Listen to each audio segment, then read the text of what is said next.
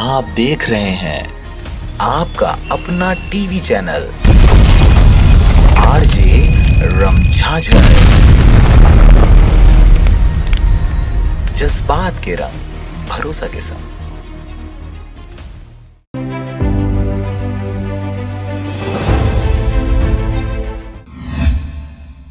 नमस्कार, आप देख रहे हैं आरजे रमझाझर और मैं हूं पुखराज सिंह। एक तरफ केंद्र सरकार की पोल दिल्ली में खुलती नजर आ रही है, वहीं राज्य में भाजपा नेताओं ने कांग्रेस सरकार पर लगाया वादा खिलाफी का आरोप। देखिए जोंधरा चौक मस्तूरी में सरकार के खिलाफ कैसे हुआ धरना प्रदर्शन।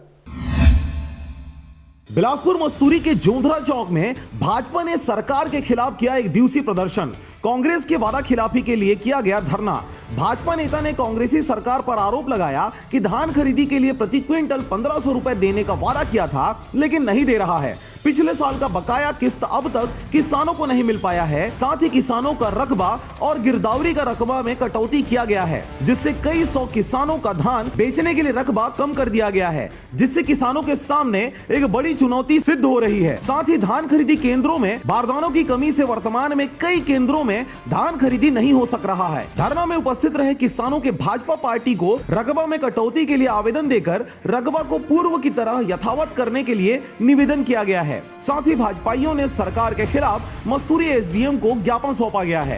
कहीं न कहीं कांग्रेस की एक अंदरूनी सोच है जो किसानों को नुकसान पहुंचाने में लगी है। धान खरीदना कम पड़े ऐसा लग रहा है, फिर किसानों को भुगतान नहीं हो रहे। अभी तक के बहुत सारे किसानों को भुगतान नहीं हो पाए। भारतीय जनता पार्टी के जमाने में एक हफ्ते 4 दिन के अंदर भुगतान होता था, आज वो भुगतान यहाँ पर बहुत दिन हो गए धान बेचने के बावजूद भी।